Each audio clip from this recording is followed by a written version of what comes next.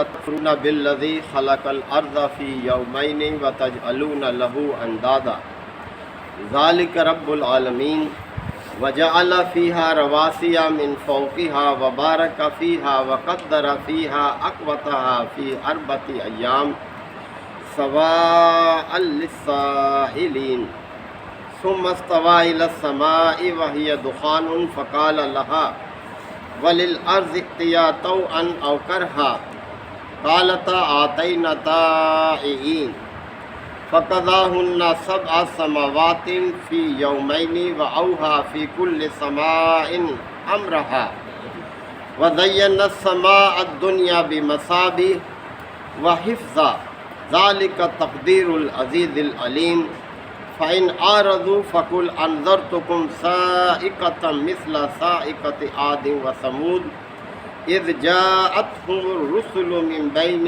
أَيْدِيهِمْ وَمِنْ خَلْفِهِمْ أَلَّا تَعْبُدُوا إِلَّا اللَّهَ قَالُوا لَوْ شَاءَ رَبُّنَا لَأَنزَلَ مَلَائِكَةً فَإِنَّا بِمَا أُرْسِلْتُمْ بِهِ كَافِرُونَ صدق اللہ مولانا العظیم۔ سورہ حامیم السجدہ کی یہ دوسرے رکوع کی آیات ہے۔ اللہ تعالیٰ نے تخلیق کائنات کی طرف متوجہ کیا ہے۔ مکہ کے لوگ جن کے سامنے چھٹا سال تھا نبی کریم صلی اللہ علیہ وسلم کا کہ اللہ کی دعوت پیش کر رہے تھے، اور جب یہ آیات نازل ہوئی ہے تو کل بھی یہ بات ہوئی تھی کہ حضرت امیر حمزہ رضی اللہ عنہ ایمان لا چکے تھے اور حضرت عمر فاروق رضی اللہ عنہ ابھی ایمان نہیں لائے تھے، لیکن یہ کفار مکہ مسلسل اپنی ضد اور ہٹ دھرمی پر قائم تھے۔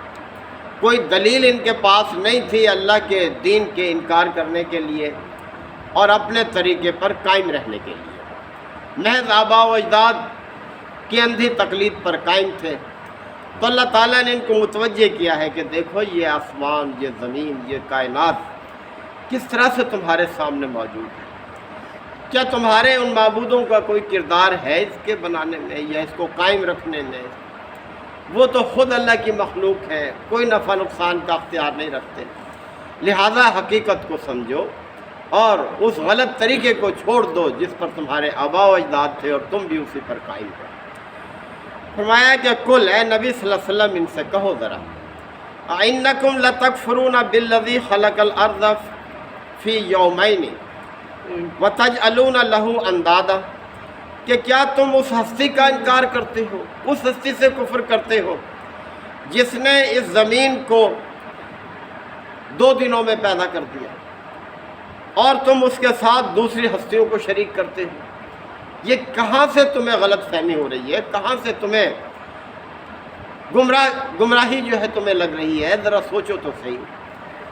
اللہ ہی ہے جس نے اس ساری زمین کو، آسمان کو، اس کو یہ وجود بخشا ہے۔ ذالک رب العالمین، یہ سب کام کرنے والا وہی ہے جو رب العالمین ہے، جو تمام جہانوں کا رب ہے، جس نے اس کو پیدا کیا، اس کو قائم رکھا ہوا ہے، اس پر حکومت کر رہا ہے، اس کی فرما روائی ہے اس کائنات پر، ذرہ ذرہ اس کے حکم کے تابع ہے۔ دیکھو یہ چاند، سورج، یہ ان کا طلوع اور غروب ہونا، ان کا گھٹنا بڑھنا، یہ رات دن کی تبدیلی، یہ سب کس کی حکمرانی ہے؟ وَجَعَلَ فِيهَا رَوَاسِيَ مِن فَوْقِهَا، اور پھر دیکھو اس زمین پر اس نے پہاڑ جما دیے اس کے اوپر، اس کے توازن کو قائم رکھنے کے لیے۔ حالانکہ یہ مسلسل 2 قسم کی حرکتوں میں ہے یہ زمین، انسان خود اس چیز کو دریافت کر چکا کہ یہ اپنے محور کے گرد بھی گھوم رہی ہے اور اپنے مدار میں بھی گھوم رہی ہے، یعنی 2 طرح سے، جیسے کہ ایک کرکٹ کا بالر جو ہے بال پھینکتا ہے تو بال گھومتی بھی جاتی ہے اور وہ آگے بھی سفر کر رہی ہے، چل بھی رہی ہے، لیکن اس کے باوجود کتنا توازن ہے زمین میں۔ تم اس کے اوپر چلتے ہو، پھرتے ہو، آرام کرتے ہو، کاروبار کرتے ہو، یہ سب کچھ تو وجعل فیہا رواسیہ من فوقہا، اللہ تعالیٰ نے زمین میں اس کے اوپر پہاڑ کھڑے کر دیے ہیں، وبارک فیہا، اور اس میں بڑی برکتیں رکھی ہیں، انسان ان برکات کو شمار ہی نہیں کر سکتا، زمین میں کتنی برکتیں رکھی ہیں، یعنی کس طرح سے دیکھیں یہ ہمیں سنبھالے ہوئے ہے، ہمارا رزق کا سامان اللہ نے اس کے ذریعے سے کیا ہے، طرح طرح کی نباتات اللہ نے اس سے پیدا کی ہیں اور بار بار پیدا ہو رہی ہیں ضرورت کے مطابق۔ پھر اس میں اندر کتنے خزانے اس نے رکھ دیے ہیں انسان کی ضرورت کے لیے۔ اس میں پانی بھی موجود ہے، اس میں تیل بھی موجود ہے، اس میں گیس بھی موجود ہے، اس میں دھاتیں موجود ہیں، نمکیات موجود ہیں، یعنی کیا کچھ اس کے اندر اس نے نہیں رکھا۔ تو اس لیے فرمایا کہ وَبَارَكَ فِيهَا، اس میں اس نے بڑی برکتیں رکھی ہیں اور تم اس سے مستفید ہو رہے ہو، ہر لمحے مستفید ہو رہے ہو۔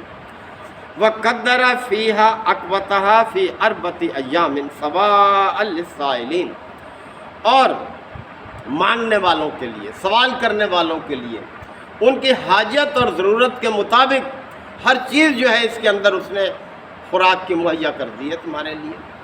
دیکھ لو کوئی کمی نہیں آتی، کس طرح سے اس میں برکتیں ہیں۔ ہر سال یہ قربانی کا موقع آتا ہے، دیکھیں کتنے جانور قربان ہوتے ہیں، کبھی کوئی کمی آتی ہے، اللہ تعالیٰ کس طرح سے پیدا کر رہا ہے اور اس سے کتنے فائدے ہیں۔ پچھلی آیات میں یہ بات گزری، ان مویشیوں سے کتنے فائدے ہیں تمہارے لیے، ان سے بار برداری کا کام لیتے ہو، ان پر سوار ہوتے ہو، ان کا گوشت کھاتے ہو، ان کا دودھ پیتے ہو، ان کے چمڑے سے تم لباس بناتے ہو، ان کی اون کو بھی تم استعمال کرتے ہو۔ کون سی چیز ہے جو تمہارے لیے کارآمد نہیں بنائی اللہ تعالیٰ نے۔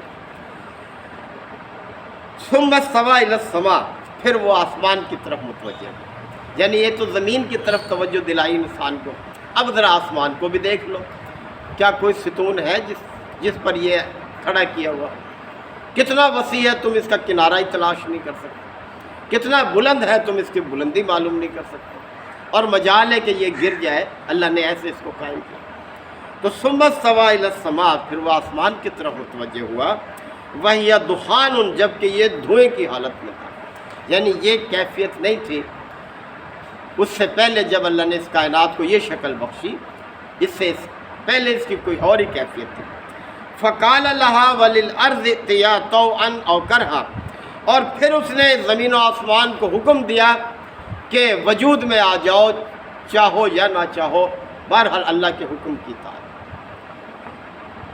قالتا، تو یہ دونوں بول اٹھے، یعنی زمین اور آسمان، انہوں نے کہا آتینا طائعین، ہم آ گئے فرما بردار بن کر، اے پروردگار جیسے تو نے حکم دیا ہم اسی طرح سے وجود میں آ گئے، فرما برداروں کی طرح سے۔ اب دیکھیں اللہ تعالیٰ کی تخلیق اور انسان کی صنعت، اس میں فرق کو واضح کیا اللہ تعالیٰ نے۔ اللہ تعالیٰ جب کوئی چیز بنانا چاہتا ہے، کوئی چیز تخلیق کرنا چاہتا ہے، ایک منصوبہ بناتا ہے اور اس کے بعد حکم دیتا ہے، وہ اسی طرح سے وجود میں آ جاتی ہے۔ اللہ تعالیٰ کو نہ اسباب چاہیے نہ وسائل چاہیے، وہ تو جیسے ایک منصوبہ بناتا ہے اس کے مطابق چیز وجود میں آ جاتی ہے۔ اور پھر یہ ہے کہ اللہ تعالیٰ کے لیے مادہ مزاحمت نہیں کرتا، اور یہ بھی ہے کہ اللہ تعالیٰ نہ بھولتا ہے نہ چوکتا ہے۔ ایک جگہ فرمایا کہ لا یضل ربی ولا ینسیٰ، میرا رب نہ بھولتا ہے نہ چوکتا ہے۔ انسان کی کمزوری یہ ہے کہ جب وہ کوئی چیز بنانا چاہتا ہے تو وہ ایک منصوبہ بناتا ہے، اس کے مطابق پھر وہ کیا کرتا ہے، اسباب اور وسائل اکٹھے کرتا ہے، اللہ کو اس کی ضرورت ہی نہیں ہے۔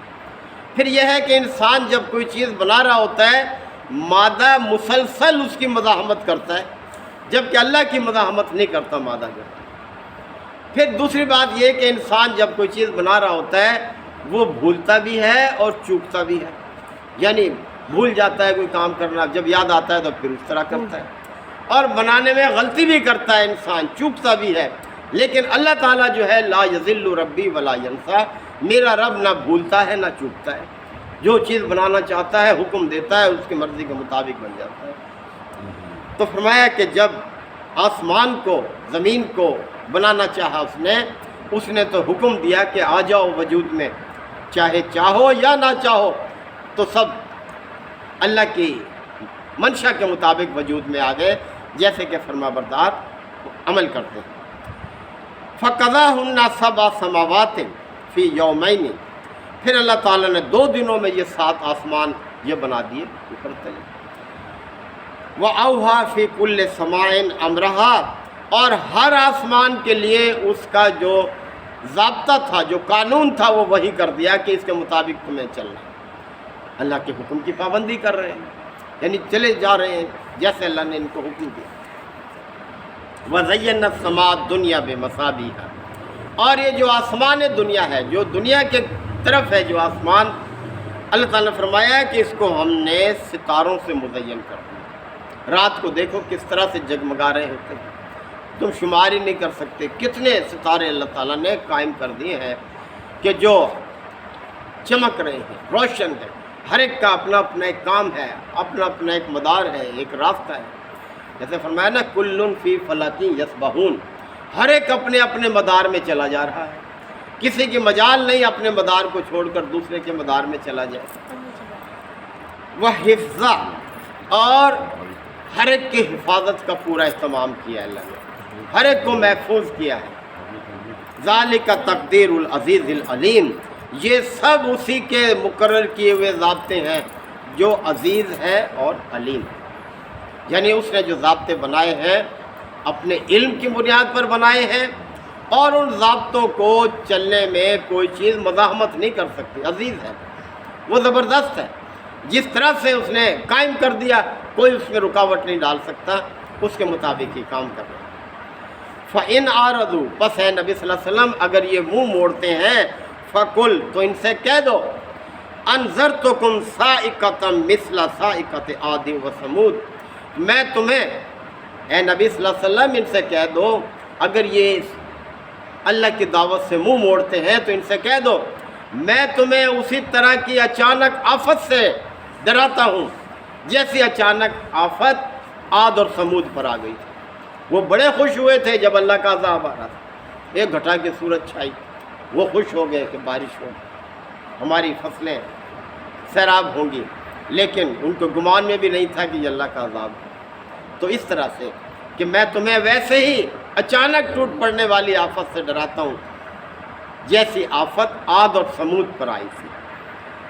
اذ جاءتهم الرسل من بین ایدیہم ومن خلفہم، جب ان کے رسول ان کے آگے سے بھی اور پیچھے سے بھی، ہر طرف سے آئے۔ آگے اور پیچھے سے آنے کا مطلب یہ ہے کہ کثرت سے پیغمبر آئے ان کے اوپر، بہت کثرت سے۔ آپ دیکھ لیں کتنی کثرت سے پیغمبر آئے ہیں۔ حضرت آدم علیہ السلام کا جو زمانہ ہے ہم سے 10,000 سال سے زیادہ نہیں ہے، اس سے کم ہی بنتا ہے۔ اس میں کچھ 1.25 لاکھ کے قریب پیغمبر اللہ تعالیٰ نے بھیجے، تو کتنی کثرت کے ساتھ بھیجے۔ اور پھر ایک ایک وقت میں بعض اوقات تو کئی پیغمبر آئے ہیں، ایک ہی وقت میں کئی پیغمبر۔ مثال کے طور پر حضرت ابراہیم علیہ السلام کے دور میں دیکھیں، حضرت ابراہیم علیہ السلام پیغمبر تھے، ان کے ساتھ ان کے بیٹے حضرت اسحاق بھی پیغمبر، حضرت اور اسماعیل بھی پیغمبر، اور ان کے بھتیجے حضرت لوط بھی پیغمبر۔ ایک ہی وقت میں 4 پیغمبر بھی موجود، اور سب کے سب حضرت ابراہیم کی شریعت کے تابع تھے، سب کے سب انہی کی شریعت کو آگے پہنچانے والے۔ ان کو مختلف علاقوں میں تعینات کیا حضرت ابراہیم علیہ السلام۔ تو بہرحال اسی طرح سے حضرت عیسیٰ علیہ السلام، حضرت یحییٰ علیہ السلام، حضرت زکریا علیہ السلام، یہ سارے ایک ہی دور میں تھے۔ تو فرمایا جا رہا ہے کہ ان کے آگے سے بھی پیچھے سے بھی اللہ کے پیغمبر آئے، اللہ کی دعوت پہنچانے کے لیے بڑی کثرت سے آئے۔ اللہ تعبدوا الا اللہ، اور سب کا نعرہ یہی تھا، سب کی دعوت یہی تھی کہ اللہ کے سوا کسی کی بندگی نہ کرے۔ وہ خالق ہے، مالک ہے، فرما روا ہے، لہذا اسی کی مخلوق ہے تو اسی کی بندگی کریں۔ قالوا، تو انہوں نے کہا لو شاء ربنا، یعنی انکار کرنے والوں نے یہ جواب دیا کہ اگر ہمارا رب چاہتا لانزل ملائکۃ، تو وہ فرشتوں کو نازل کرتا پیغمبر کے طور پر۔ یعنی ہم جس طریقے پر قائم ہیں اس طریقے کو اگر وہ بدلنا چاہتا تو پھر انسان کو رسول بنانے کی ضرورت نہیں تھی، بلکہ وہ فرشتوں کو رسول بنا کرتے تھے۔ فَإِنَّا بِمَا أُرْسِلْتُمْ بِهِ كَافِرُونَ، پس جس دعوت کے ساتھ تم آئے ہو اس کا ہم انکار کرتے ہیں، ہم اس سے کفر کرتے ہیں۔ تو اللہ تعالیٰ نے دیکھے کس طرح سے حجت تمام کی، کوئی کسر نہیں چھوڑی انسانوں کے سامنے، ہر طرف سے توجہ دلائی ہے۔